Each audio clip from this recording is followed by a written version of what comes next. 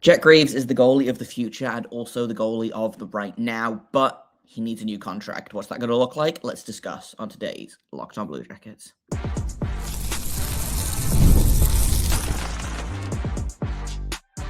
You're Locked On Blue Jackets, your daily podcast on the Columbus Blue Jackets, part of the Locked On Podcast Network, your team every day.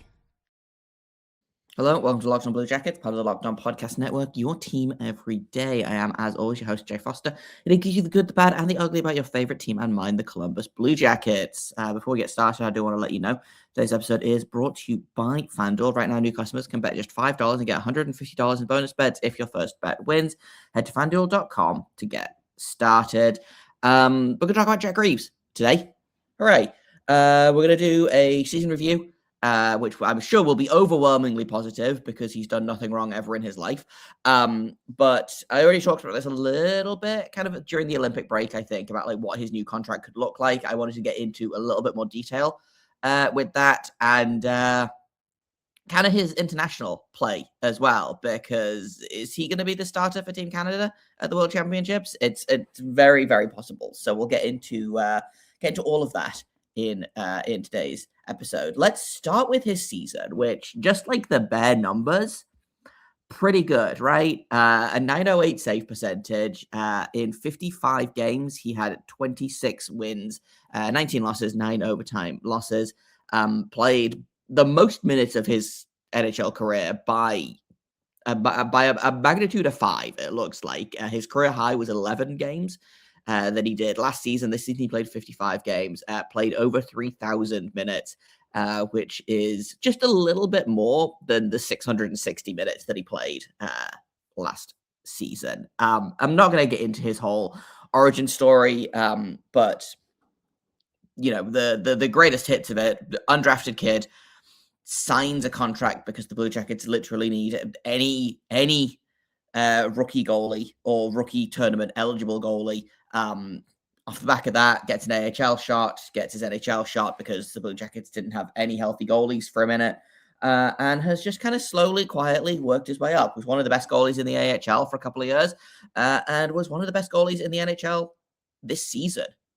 Like straight up, you know, his bare save percentage numbers are pretty good.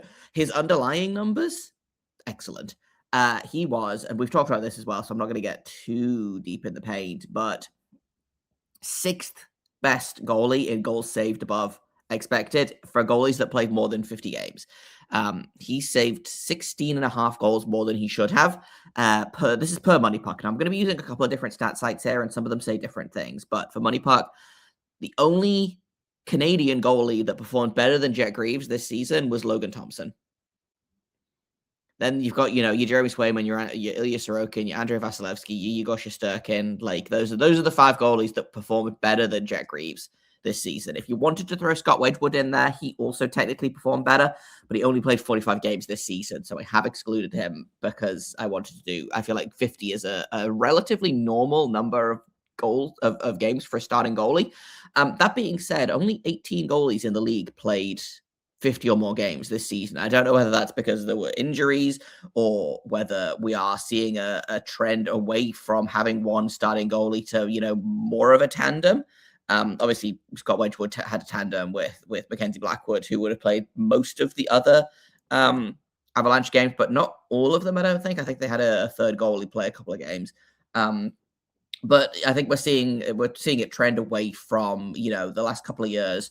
We had goalies playing 70 games, you know, or near enough. Like UC Saros always plays a lot. Karel Vejmelka led the way this season with 64 games, which is lower than I'm typically expecting. Last season, a couple of goalies did it. But the season before that, again, UC Saros, 64 games.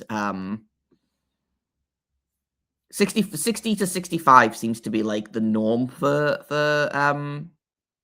like the high end of starting goalies. But I was interested to see that only, what did I say, 16, 18 goalies played more than 50 games this season. But Jet Greaves, of those goalies, among the best. And, Columbus fans who watched him all season know this, right? He is an extremely, extremely talented goalie. Not the biggest guy in the world. As a fellow, quote unquote, he's listed as 6 foot. I don't think he is 6 foot, having stood next to him, not to blow up a spot like that. But as a fellow, 5'10" goalie, between 5'10" and 6 foot, we'll say to be kind, he is an extremely technically sound goalie. He uses he's very athletic. He is always in the right position. He is very, very calm in net. And I'm sure I got into trouble with this with Locked On Canadians fans, but I did a crossover with Laura of Locked On Canadians, and I said, he plays that Carey Price style of goaltending, by which I mean there are two, in my experience, having grown up as an NHL fan in the early 2010s and on. The two goalies that I grew up watching a lot of were Carey Price and Jonathan Quick. And they are very different styles of goaltending, right? Carey Price, calm, collected, not fussy, not flashy, never made a big deal of things. Jonathan Quick looks like a cat chasing a laser pointer. Both effective, both very, very effective. Jonathan Quick is one of the best American-born goalies of all time. Carey Price, one of the best Canadian-born goalies. I think not of all time, but certainly of this generation and the last couple of generations. Sorry to slander Carey Price like that, but there are just so many good Canadian goalies through the ages, But Jet Greaves definitely plays that Price style of goaltending, right? And Elvis, God love him, tends a little bit more towards the Jonathan Quick cat with a laser pointer style, which is a valid style. That's the style I play. So I'm not going to sit here and throw shade. But Jet Greaves, it feels like he is just so calm, so steady. And I think the team plays differently in front of him. And we looked at this kind of through the season. I don't know if I still have my notes on it, but in my extremely crowded notebook of things. But I looked it up basically, and I was like, what does the team do in front of what does the team do in front of Elvis that they don't do in front of Jet? And the answer was mostly score goals this season. I don't think I've got my numbers in front of me. Tragically, no. If they exist, they're not here. But the point I'm making here is the team does play different in front of Elvis versus in front of Jet, and I couldn't quite figure out why that is, but I do think part of it is just that Jet is so calm and so chill that I think there is a level of, it'll be fine, Jet's got it, that they don't necessarily have with Elvis. I also think, and this is mostly anecdotal, but Elvis freezes the puck a lot less, and so play stops a lot less and gives them a chance to leave the zone, as opposed to Jet, who will freeze it and get a face-off, as opposed to just throwing the rebound away and the defense taking it and rolling up the ice with it, in theory. So, two different styles of play that affect the team in front of them, but Jet Greaves was arguably, you could really make an argument that he was the MVP of the Blue Jackets this season. And I know that the answer to that question is probably Werenski. And I'm not gonna argue too much with that, because I think Werenski was genuinely excellent this year. Jet Greaves was really, really good for this team. He kept this team in it, and again, consistently did his best for this team. And we'll talk about that a little bit more in just a second here at Locked On Blue Jackets. First, I've got to tell you about Quo. Missed calls and slow follow-ups are silent killers for businesses. That's how money gets left on the table, and people don't even realize it. And that's why today's episode is brought to you by Quo, Quo, the business communication system built so you never miss a call. It helps businesses keep every conversation organized by letting your entire team manage calls and texts from one shared number. There's no more drop messages, no more missed opportunities, no disconnected communication. It's designed for how modern businesses actually operate. Everything living in one thread is great. It means you don't have to play phone tag with all of your coworkers to be like, hey, did you respond to this email? Did you respond to this call? Do I need to do anything? What did this person say? Everything is there. You can just look and check and make your business feel more organized and responsive. And I'm a big fan of organized and responsive, and I assume you are as well. Money is on the line, so always say hello with Quo. Try Quo for free, plus get 20% off your first 6 months when you go to quo.com/lockedonnhl. That's quo.com/lockedonnhl. I'm also going to tell you about 5-Hour Energy. If you've got a sweet tooth like I do, you know how tough it is to find that perfect treat without all the sugar. That's why Cotton Candy 5-Hour Energy Shot brings that nostalgic flavor back in a whole new way. It's that classic cotton candy taste you remember, with a tasty caffeine boost and zero sugar. It's a quick and easy way to satisfy that sweet craving while keeping things simple and on the go. I've always loved cotton candy, but I can't be eating it all day. My teeth will all fall out. So this is a really perfect alternative. It gives me that little bit of taste, that little bit of caffeine. It's a great pick me up. It's just a little guy, just a little bottle. Goes in my bag, goes in my pocket. If I want something sweet without going overboard, and I also need that caffeine bump, then 5-Hour Energy is the way to go. Bring on the sweetness with Cotton Candy 5-Hour Energy Shots, available online now at 5hourenergy.com or on Amazon. Welcome back to Locked On Blue Jackets. If you haven't already, check out the Everydayers Club. For just $5 a month, you're going to get ad-free episodes of this very show, as well as a bunch of other cool perks. Go to lockedonbluejackets.supercast.com to learn more, or click the link in the show notes below. Let's talk a little bit more about how great Jet Greaves was this season. I've already talked about how he was, sixth in goals saved above expected, with 16, according to Money Puck. Flipping over to hockeyviz.com. The numbers are slightly different. I just had them and then immediately lost them. According to hockeyviz.com, he faced 156 expected goals, and he allowed 142. So a slightly lower, and this is partially because every model analyzes an expected goal slightly differently, which that's just a quirk of the analytics. But he still saved 16 goals more than expected, which I think is actually slightly higher than what Money Puck said. No, it's basically the same. But what I found interesting was, and I would love to be able to show you the graphic here, so I'll post it on Twitter after the podcast. The more difficult the shot, the more likely Greaves is to save it, which does make sense to me, because I feel like I see, and again, this is completely anecdotal, but I feel like he would make incredible saves and then not like let soft goals in necessarily, but he would make saves that he's not supposed to, and then also allow goals that he's not supposed to. Not as bad as other goalies, but typically the more difficult the shot gets, the more likely he is to save that. So when the shot difficulty gets up to about 35%, which this graph only goes to 40%, presumably because an expected goal can only be so expected. He saved 6 more goals than he should have done at that level of difficulty. At the lowest end of the difficulty, he allowed 3.5 more than he should have. So I thought that was interesting.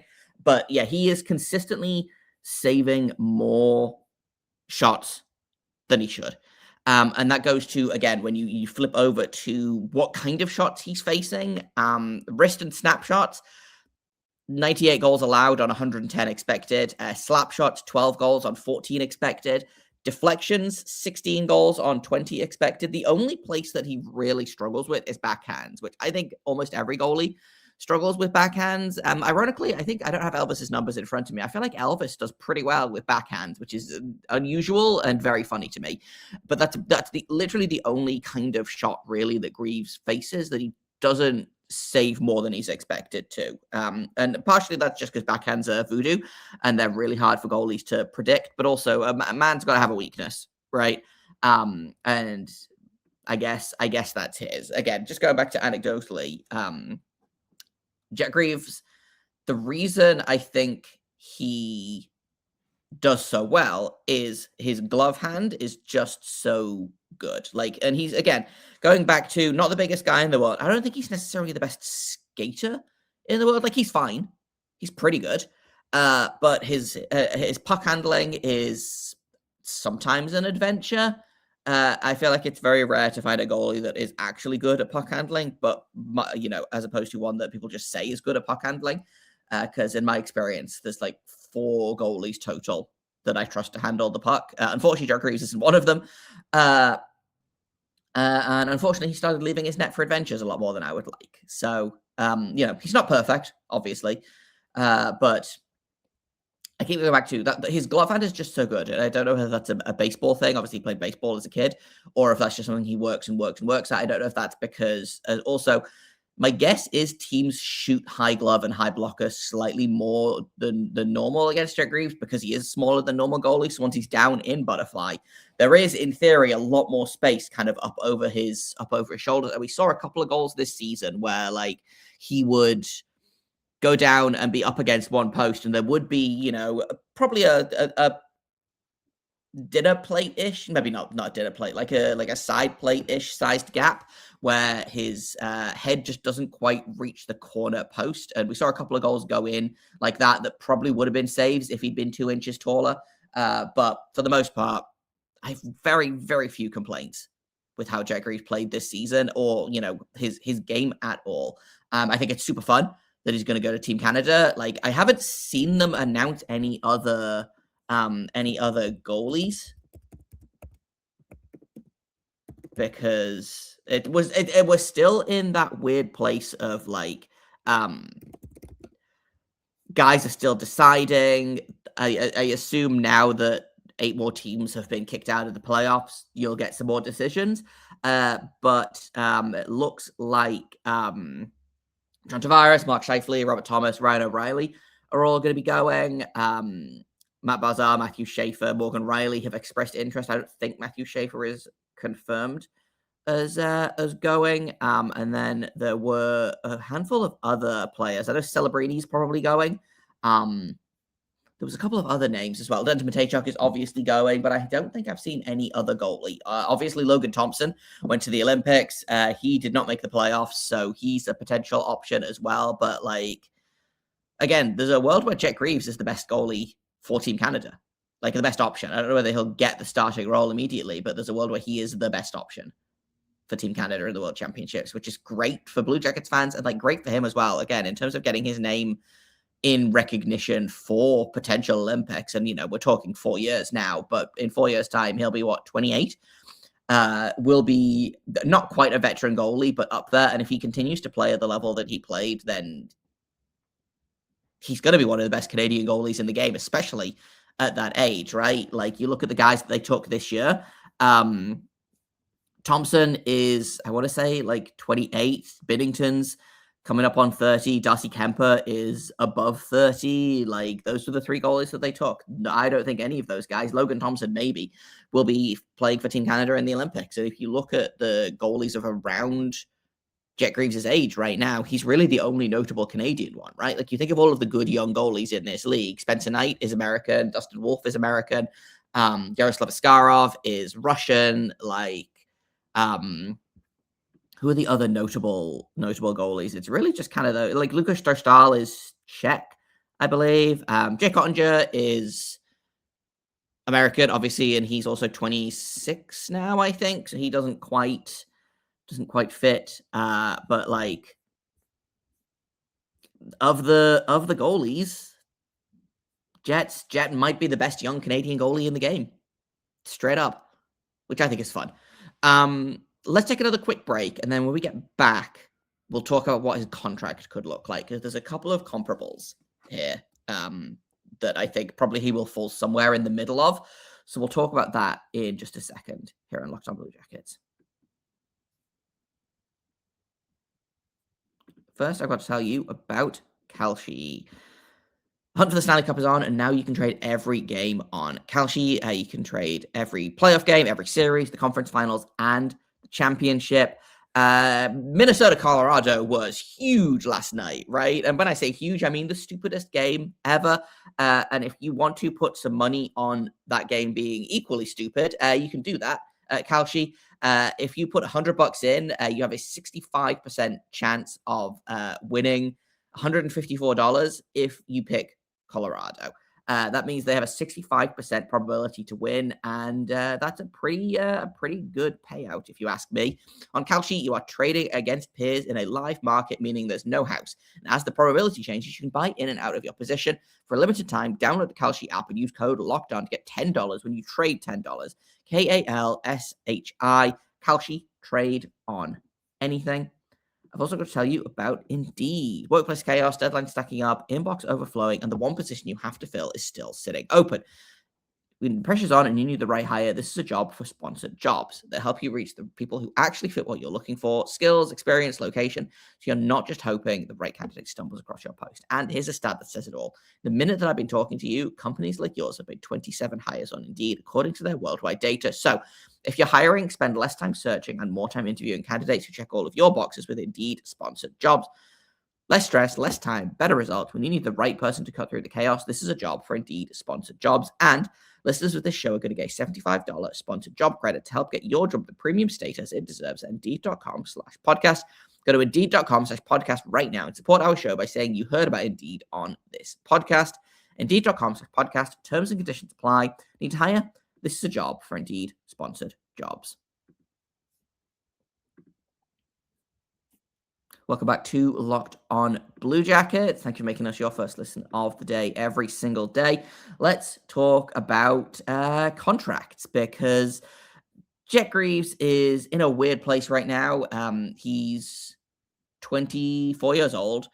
He's coming off of, I believe, a 2-year contract. First year was 2-way, second year was 1-way. But he is looking for a big pay rise, and a not a long-term contract. I don't think they're going to sign him to 8 years, and I don't think they should, because the goalie contracts make me nervous at the best of times. But he is a guy that is, I think, you're gonna try to get him for 3 to 5 years, is my guess, and I personally would go 4 or 5. Depending on what the cap hit is, but like as of right now, he's making $812,500, which is more money than I've ever seen in my life, but is basically nothing for a starting goalie, right? Like, he might have had the lowest cap hit of starting goalies this season, which is, again, kind of insane. But he, like I said, he's due for a pay raise. He is an RFA right now. I believe he hits UFA in a couple of years. So my guess is they don't want to walk him to that UFA. They want to buy up at least 1, maybe 2 years of it. So that would take them. That would give them a 4-year contract to run through to the end of 2030. At the end of 2028, he becomes a UFA, I believe. So they've got 2 years of RFA to play with, and my guess is they'll want to buy at least a couple of those UFA years up. And I think they should as well. Like, Elvis is going to be off the books at the end of next season.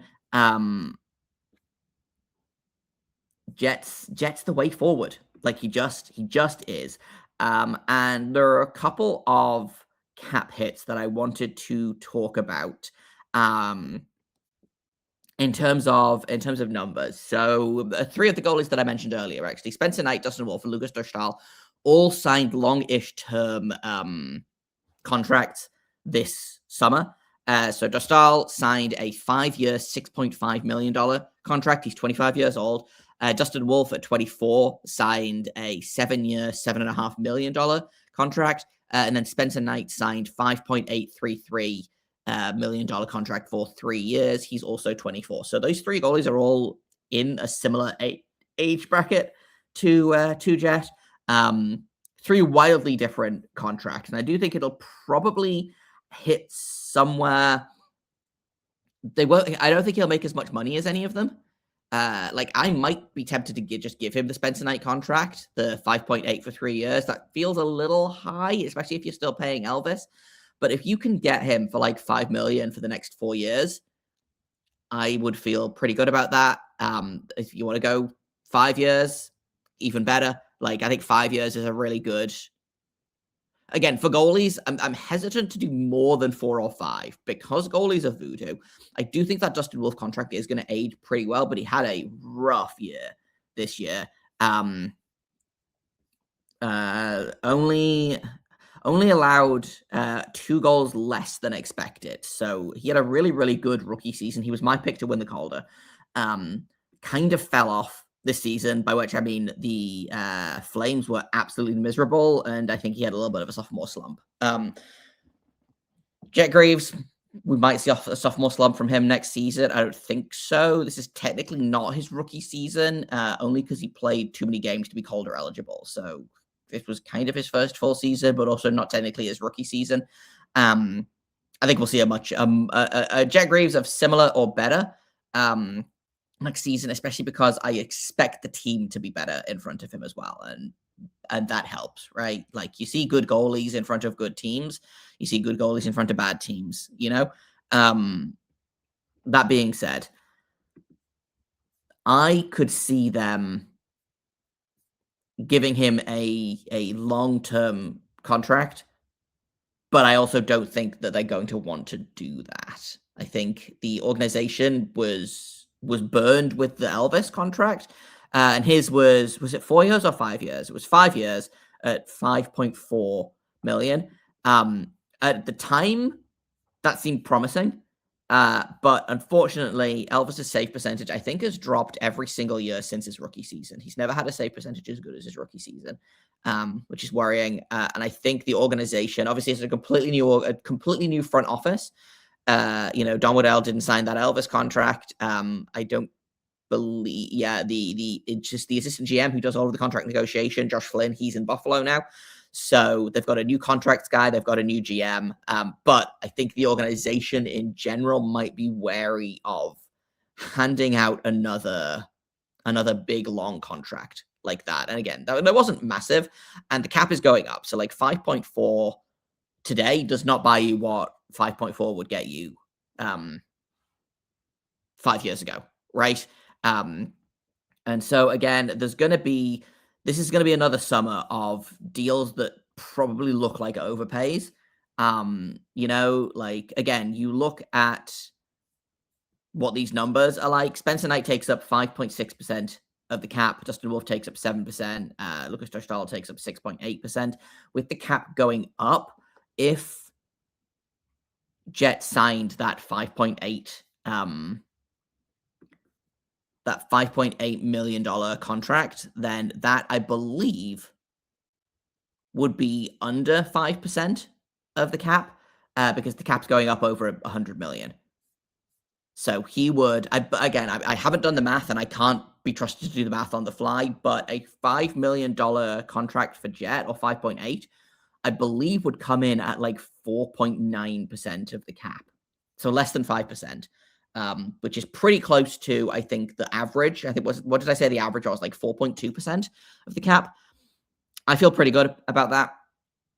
And I think, again, sometimes you've got to pay to lock guys up. And I think Jet Greaves is a guy that you should lock up long term, or longish term. Again, I'm not going to sit here and say give him 7 or 8 years. That feels risky to me because goalies are voodoo. But like, if you can get Jet Greaves for 4 or 5 years, in theory, at the end of those 4 or 5 years, either you've got an all-star goalie in Jet Greaves year in, year out, or in theory, if Arnov is ready to go, Pyotr Andrianov is going to be ready to come over to North America. We don't know what they've got in Evan Gardner. Someone else could come out of the woodwork like Jet Greaves did. Like, I think it's a pretty good idea, I think, to sign him long term. It also will be nice to not have to worry about goaltending. Like, I didn't really worry about goaltending a lot this season, and that was nice. And I would love to be like, okay, Jet Greaves is signed for the next 4 years. We don't have to worry about where we're getting the next goalie from. Because I feel like basically since Bobrovsky left, there's been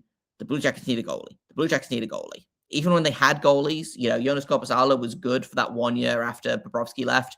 Elvis was good that rookie year. He was decent the year after that. But then since then, it's been a lot of, this contract is terrible. Where's the Blue Jackets starting goalie? They need to find a starting goalie. And there's just no goalies.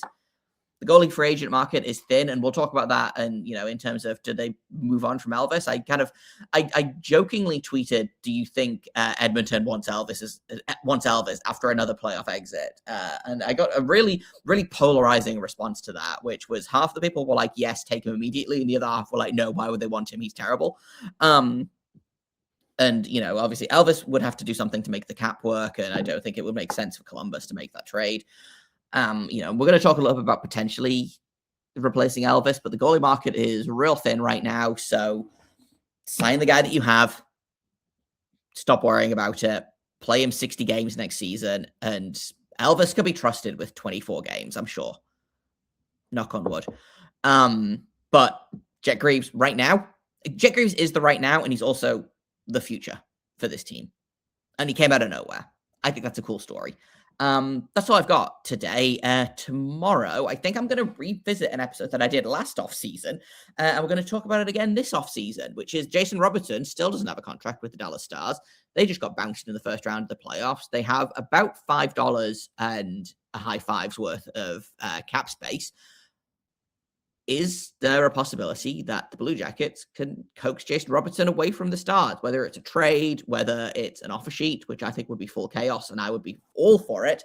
Who can say? But we'll talk about that tomorrow. Again, we talked about it last offseason. I think the trade ask will be different this offseason than it would have been last offseason, but we'll talk about all of that as well. Thank you for listening to this episode, making it your first listen of the day every single day. Locked On Blue Jackets is free and available on all podcast platforms and over on YouTube. You can also find us at LO_Blue Jackets on Twitter. And check out the Everydayers Club as well. LockedOnBlueJackets.supercast.com for just $5 a month. You're going to get ad-free episodes of this show, plus a bunch of other cool perks, like an exclusive merch store, an exclusive Discord to come and talk smack about the other teams in the playoffs, or the teams in the playoffs, I guess, since we are not a team in the playoffs.